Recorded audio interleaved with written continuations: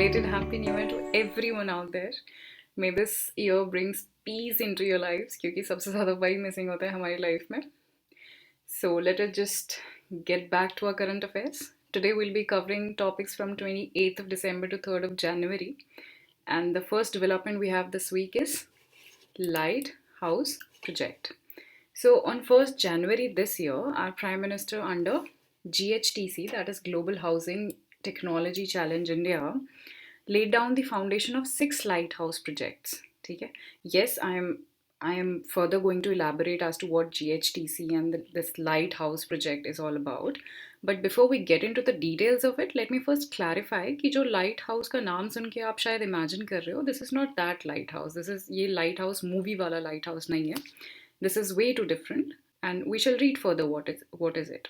Okay, so some alternate technologies has been shortlisted by GHTC और इन्हीं technologies को use करके they'll be building new houses which are suitable for geoclimatic and hazardous condition of the region. ठीक है, which means they'll be providing resilient, affordable and comfortable houses to the poor and the middle classes, which was our vision under PM Awas Yojana also, if you remember, and that vision was housing for all by 2022. Moving on, this project are being constructed at 6 sites, and the name of the sites are Indore in Madhya Pradesh, Rajkot in Gujarat, Chennai, Tamil Nadu, Ranchi, Jharkhand, Agartala, Tripura, and Lucknow in Uttar Pradesh, right? About 1,000 houses at each location are to be constructed this year. Okay? So this is the number, and the targeted objective of this mission is to provide ready-to-live houses at a speedy pace, which are more, which are more economical, which are more sustainable, which are more energy efficient, which has more quality assurance, या फिर जो बहुत और ज़्यादा comfortable हो, which has more comfort and standardization. So these were some of the targeted objectives, and these are the points which you can quote in your mains examination. Now moving on to the next one, that is GHTC India. So it was a initiative that was launched by Ministry of Housing and Urban Affairs in 2019 under PM Awas Yojana Urban. और इसका main aim क्या था? The GHTC intends to get the best globally available innovative construction technologies to our country, to India. Now let us touch upon Pradhan Mantri Awas Yojana as well. तो ये एक government initiative है in which affordable housing will be provided to the urban poor with the target of building around 20 million affordable houses by March 2022. इस scheme के 2 components हैं. The first one is PM Awas Yojana Urban. It is for the urban poor. And the second one is PM Awas Yojana Gramin, which is for the rural poor. Right? That was majorly about this topic. I'll now get into a little summary about what we have read up till now. So we have read about what this lighthouse is. We've also read about कि कहाँ पर ये construction होगा इसका. I mean these 6 states, the 6 sites, and then we've also read about this GHTC, and we have also touched upon PM Awas Yojana. That was all about this topic. Next up we have National Startup Awards. So DPIIT has initiated the first ever National Startup Award in 2019. और वो किया क्यों था? So as to reward the outstanding startups and ecosystem enablers that are building innovative products. And not just this, those who are also creating high potential of employment generation in our country. You get it? And hence taking forward this overwhelming success of first edition of National Startup Award, abhi recently DPIIT has announced the launch of second National Startup Awards 2021, right? The award for startup will be given in 15 broad sectors. I'll just read them out, these sectors. The first one is agriculture, animal husbandry, drinking water में, education में, skill development, energy, enterprise system, environment, fintech, food processing, health and wellness, industry 4.0, security, space, transport and travel. Apart from them, acknowledging the efforts and initiative by the startups over this pandemic period, certain additional categories have also been introduced to National Startup 2021. Apart from these 15 broad sectors, for example, awarding women entrepreneurs, awarding educational institutions, right, which also aims to recognize innovations focused towards indigenization of key products essential for realization of Atmanirbhar Bharat. So, this is another important point. Now, apart from this recent development, let us know about DPIIT because bodies are always important for our exam. तो DPIIT एक central government department है which comes under Ministry of Commerce and Industry, right? And this department in its current form came into being in January 2019 only. इससे पहले इसको Department of Industrial Policy and Promotion कहते थे, but it was renamed to DPIIT after internal trade was added to its mandate. Okay, so that was all about this topic. But just to summarize what we have read up till now, so we have read about National Startup Award, right? उसके objectives के बारे में, and about all these categories and all the additional categories as well, and about the important body called DPIIT. That was all about this topic. Next up we have 27 June 2021 UPSC prelims की date है और IQRA IAS लेके आया है आप सभी के लिए यूपीएससी टेस्ट सीरीज। 3 जनवरी से हम शुरू करने जा रहे हैं हमारा टेस्ट सीरीज। 32 टेस्ट होंगे total guys, 24 module wise test होंगे और 6 comprehensive test under the guidance of Avadh Ojha sir, renowned faculty of Vajiram and Ravi. Avadh Ojha sir की गाइडेंस में ये सारे टेस्ट कंडक्ट करा रहे हैं हम, तो हिस्सा बनिए इस यूपीएससी प्रीलिम्स टेस्ट सीरीज का। 3 जनवरी से हम शुरू करने जा रहे हैं। विजिट कीजिए website www.iqraias.com for more details. COVID-19 vaccine market dashboard. So when COVID-19 pandemic began spreading, India, like most other countries, was left scrambling for protective gears, for medical equipments to manage the crisis, right?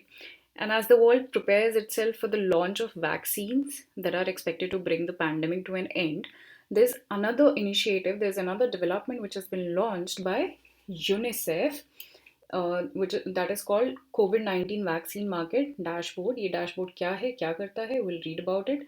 This dashboard is nothing but just an interactive tool for different countries, partners and industries to do what? To follow the developments of rapidly evolving COVID-19 vaccine market. And apart from this dashboard will also provide a regularly updated overview of the global research and development pipeline. तो ये major कुछ काम है for this dashboard. So basically ये एक interactive tool है, right? Apart from this there are 2 add-ons to this development. The first one is COVAX, जो कि एक ग्लोबल इनिशिएटिव है, right? And this global initiative is working with governments and manufacturers to ensure COVID-19 vaccines are rapidly available worldwide to economies. The second add-on we have is ACT Accelerator. So this is neither a decision-making body, ना ये कोई नई organization है. It is just a framework for collaboration. It was launched by WHO along with the other stakeholders, ठीक है? और इसको 2020 में ही सेटअप किया गया है in response to a call from G20 leaders. और इसका जो major goal है that is कि वैक्सीन्स का एक्सेलरेटेड डेवलपमेंट हो, उनका इक्विटेबल एलोकेशन हो, so as to end this pandemic as soon as possible, right? So to summarise we majorly read about the dashboard itself कि क्या ये डैशबोर्ड है, which is nothing but just an interactive tool for different countries and industries. And the 2 add-ons we've read, first is COVAX and second one is ACT Accelerator. That was all about this topic. Next up we have e-Sampada. So a mobile application has recently been launched by Ministry of Housing and Urban Affairs, and this mobile app will bring uniformity in the system across country. But how? So it will be providing a single window. This word single window is to be focused upon here for all the services, be it allotment for over 1 lakh government residential accommodation or office space allotment, etc, etc. So ये सबको ही it will provide that single window. And not just that, this will also promote ease of living for Government of India officers as well as the services that can be availed online on a single window, which eventually will lead to the greater transparency. If things are online, they always lead to a transparency. So from the exam perspective, all we need to remember is ki e-sampada hai kya and what is it aimed for. Nothing more than that you need to remember. Just the name of it or iska kya major kaam hai. That is all. Next up we have pneumococcal conjugate vaccine. So this is an important topic for our exam for paper 3. So the recent development regarding this topic is that India's first indigenous vaccine against pneumonia has been developed by Serum Institute of India, and the vaccine is named as Pneumocil. Okay? But more than the recent development, what's important for our exam is to know about the disease itself, right? And of course about the pneumococcal conjugate vaccine. तो अभी इसके बारे में पढ़ लेते हैं. So the pneumococcal disease जो है, it is caused by this disease is caused by a bacteria, pneumococcal bacteria. Mind you, this is important because they might ask you कि वो वायरस से होती है डिजीज या बैक्टीरिया से होती है, तो it is caused by bacteria. This point you need to remember, right? जिसके symptoms can cause many type of illnesses including pneumonia, and as we all know, pneumonia is an infection of lungs, but it is a significant contributor to the under 5 mortality rate worldwide, which is of great concern. Now let us focus upon pneumococcal conjugate vaccine. कि pneumococcal conjugate vaccine क्या होता है, and more importantly, what is this conjugate means here, right? So pneumococcal bacteria actually बहुत सारे types के होते हैं, and this vaccine is going to protect us against 23 types of pneumococcal bacteria, right? Along with this pneumococcal and conjugate vaccine is used to protect infants, young children, and adults against disease caused by the bacterium Streptococcus pneumoniae, right? Since we have used this term conjugate here काफ़ी बार, तो समझ लेते हैं कि conjugate होता क्या है. Actually, vaccines are of 5 types. Vaccines 5 तरह के होते हैं. I'll just name them. The first one is attenuated vaccine. Second होता है inactivated vaccine. Third is toxoid vaccine. फिर होता है subunit vaccine. और the last one is conjugate vaccine. ठीक है? You of course don't need to get into the details of them. Here we are only concerned about the conjugate vaccine. तो conjugate vaccine basically क्या होता है? तो conjugate word से ही आपको काफ़ी कुछ समझ आ रहा होगा that we are joining something, right? We're joining the two of the things. So conjugate vaccine is a type of vaccine which combines a weak antigen with a strong antigen as a carrier, so that the immune system has a stronger response to the weak antigen. And why do we do it? We do it so as to enhance the stability and the effectiveness of the vaccine. So I guess it is clear to you. Now to summarize the entire topic जो हमने अभी तक पढ़ा है, we've read about this new vaccine called Pneumocil. Apart from this, we've also read about the pneumococcal conjugate vaccine, the meaning of this word conjugate, or this bacteria, this term is really important here. They might directly ask question from here. And apart from this, pneumococcal disease के बारे में हमने जाना है, and the pneumonia के बारे में हमने जाना है, right? That was all about it. Next up we have Digital Ocean. So recently, Digital Ocean initiative was inaugurated by a Union Minister of Science and Tech, Dr. Harshvardhan, and it has been launched by INCOIS. We will first read about the Digital Ocean and then we will also move on to the INCOIS. All right. So ये Digital Ocean क्या है, ये पहले समझ लेते हैं. So this Digital Ocean initiative is like a data platform for the management of ocean data. So it's a kind of database for the ocean data, you see. And this initiative, and this is an initiative of Ministry of Earth Sciences. Let us now know about INCOIS, okay? That is National Center for Ocean Information Services. So it is an autonomous organization of Government of India, which comes under Ministry of Earth Sciences. And where is it located? It is located in Hyderabad, okay? And it is mandated to provide the best possible ocean information and advisory services to whom? To the society, to the government agencies, and also to the scientific communities. Okay, so far we got to know that this Digital Ocean initiative is a data platform, which means here the data related to ocean will be stored. So it is going to be a database. But the question here arises is that how is it going to help us? So it'll help us where it'll help us in a blue economy concept, which means that economic activities related to oceans or marine resources. All right. So with the help of this data stored in this digital ocean, we'll be able to explore our marine resources in a much efficient way, in a much effective way, right? तो यही था digital ocean के बारे में. To summarise what we've read up till now, so we've read about digital ocean. ये है क्या, which is a database, and we've also read about this body. We've also read about inquires, right? Next up, we have dedicated freight corridor. If we look back some decades ago, around 70% of the transportation used to be through railways and rest by roads and other means. But abhi it has reversed, right? It has reversed now. And that is why our government came up with this plan to increase the transportation using railways by at least 50% of the freight traffic by 2030. And to achieve this, our Prime Minister has inaugurated 351 kilometer section Uttar Pradesh में as a part of Eastern Dedicated Freight Corridors, right? अब ये Eastern और Western Dedicated Freight Corridors क्या है? We'll read about them. So the dedicated freight corridors basically in India has been divided into various phases, right? And in the first phase, the two corridors will be constructed, okay?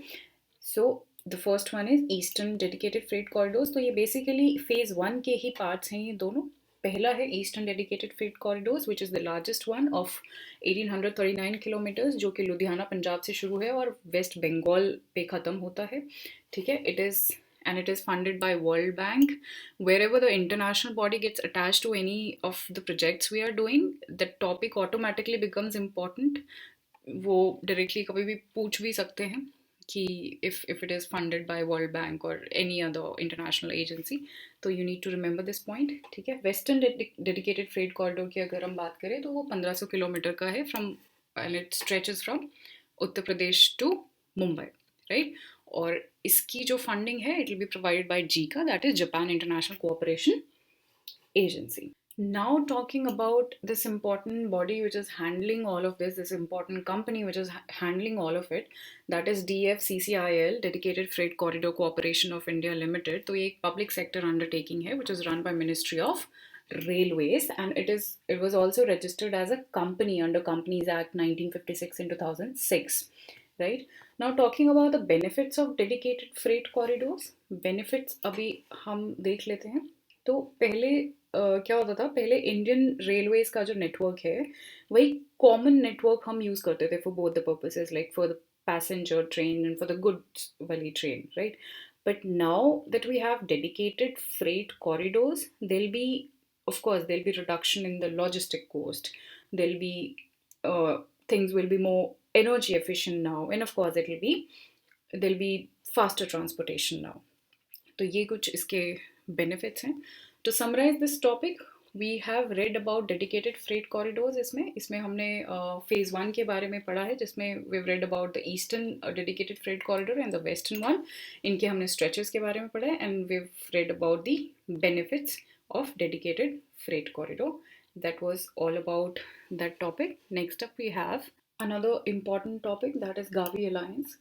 So we'll be covering various dimensions of this topic कि Gavi है क्या and what is the recent development regarding it. So recently Dr. Harshvardhan, who is Union Health Minister of India, has been nominated by Global Alliance for Vaccine and Immunization as a member of Gavi board. ठीक है. तो उनको Gavi board का member nominate किया गया अभी recently, right? Abhi, another important aspect to know here is that this organization called Gavi, ये क्या है? So it's an international organization which is to bring together public and private sectors with a shared goal of creating equal access to new and underused vaccines for children living in world's poorest countries. ठीक है. और इसके status की हम बात करें तो it has observer status at WHO. Gavi के जो बोर्ड मेंबर्स हैं वो जनरली साल में 2 बार ही मिलते हैं, and this not just that, this board is also responsible for the strategic direction and policy making. So to summarize, there are just two things you can remember about this topic. One is that Dr. Harshvardhan got nominated for this, and second one, ki Gavi kya hai and what is it? What is its important role? Nothing more than that you need to remember regarding this. That was all about it. Next up we have BPRD. So BPRD, that is Bureau of Police Research and Development. उन्होंने अभी एक they've released a data on police organizations. ठीक है, इस data की जो highlights हैं, there's nothing important for me to make them understand regarding this. So just pause the video once and read about all these datas. You might quote them if they ask you, varna it is not highly important. Baki, just pause the video and read the data once. There's nothing to worry about it much abhi, but there's this one thing which we should read, that is to know about BPRD. ठीक है, तो BPRD, that is Bureau of Police Research and Development, it was set up in 1970 और इसका जो objective है, this objective is really important. The objective is of modernization of police forces. This word modernization is really to be focused upon, right? And it comes under it comes under Union Home Ministry. ठीक है, at present इसके 4 divisions हैं. The first division is Research Division, then Development Division, Training Division and Correctional Administration Division, जिसका headquarter new Delhi में है. Right? That was all you need to remember about this topic. Next up, we have Akash missiles. So, in a major boost to India's defense industries, 9 countries from Southeast Asia and Africa, they've expressed interest in the acquisition of DRDO developed Akash missile. तो अभी export इसका करना हमने शुरू करना है. So this comes after the Union Cabinet approved export of indigenously developed Akash missiles. But for our exam perspective, what's more important is to know about the features of this missile, is to know about the features of Akash missile. So it is a surface to air missile जिसकी range है 25 kilometers और इसका operation envelope भी बहुत बड़ा है, which stretches from a low altitude of 30 meters to a maximum of 20 kilometers. Okay, or it can engage multiple targets at a time. ठीक है, तो जो भी important missiles न्यूज़ में होती हैं, you must remember उनके 2-3 features at least. कभी they can ask you anytime about the features and they might give you the options कि ये किसके बारे में. So just 2-3 options about the important ones which are mentioned in the news, right? That was all about it. Next up we have CCEA. This body has approved 3 infrastructural projects. So recently 3 infrastructural projects which were proposed by DPIIT, they got approved from the Cabinet Committee on Economic Affairs. और ये 3 जो projects हैं, they are in 3 different states, namely the first in Andhra Pradesh, Karnataka, and the third one is in Uttar Pradesh. ठीक है, we must first understand कि economic कि industrial corridor program क्या है, industrial corridor क्या है. तो industrial corridor basically is a corridor comprising of multimodal transport services, and they also offer effective integration between industry and infrastructure, leading to the overall economic and social development. Along with this, the industrial corridor constitute a world-class infrastructure. इसमें आपके high-speed transportation network आ जाता है, modern airports आ जाते हैं, special economic regions आ जाते हैं, etc. Right? So far, 5 industrial projects we have been, industrial corridor projects we have been identified by the government of India. तो वो 5 कौन से projects हैं? The first one is Delhi-Mumbai Industrial Corridor. Second is Chennai-Bangalore Industrial Corridor. Then Bangalore-Mumbai Industrial Corridor. Fourth, we have Amritsar-Kolkata Industrial Corridor. And the last one we have East Coast Economic Corridor, which covers West Bengal and Odisha and all those regions, right? Now talking about Multi-Modal Logistic Hub, so it'll be developed as a world-class facility, it'll also be offering a one-stop destination to freight companies and customers. There are 2 more lines I would like to add here in this topic regarding CCEA, that is Cabinet Committee on Economic Affairs. That CCEA is chaired by Prime Minister. ठीक है, so it is chaired by Prime Minister of India और इसका जो major mandate है that is to review the economic trends for the country. So that was all about this topic. Next one and the last topic for our day is carbon capture and storage. It is also called carbon capture and sequestration. इसके बारे में UPSC question पूछ भी चुका है. So ये है क्या? It is basically a process of capturing waste carbon dioxide, transporting it to a storage site, and then doing what? And then depositing it where it will not enter into the atmosphere, right? So basically storing the carbon dioxide so that it doesn't harm our atmosphere. Keeping this in mind, there's a report by International Energy Agency which says progress on carbon capture and storage technologies from 2010 to 20, एक decade में was not on track to effectively control the greenhouse gas emissions and to achieve the net zero emission to keep the global warming well below 1.5 degrees Celsius by 2050. 1.5 हमारा Paris Agreement का भी aim है. Basically we kept it at 2 degrees Celsius, but then there was a meeting where everybody agreed that we will try our best to keep it as 1.5 degrees Celsius low only, right? What becomes important for our exam is to know about this agency, International Energy Agency, right? तो ये Paris based autonomous intergovernmental organization है, and it was established in the framework of OECD, that is Organization for Economic Cooperation and Development. तो 1973 में जो oil crisis हुआ था, it was being established in the wake of that oil crisis only, alright?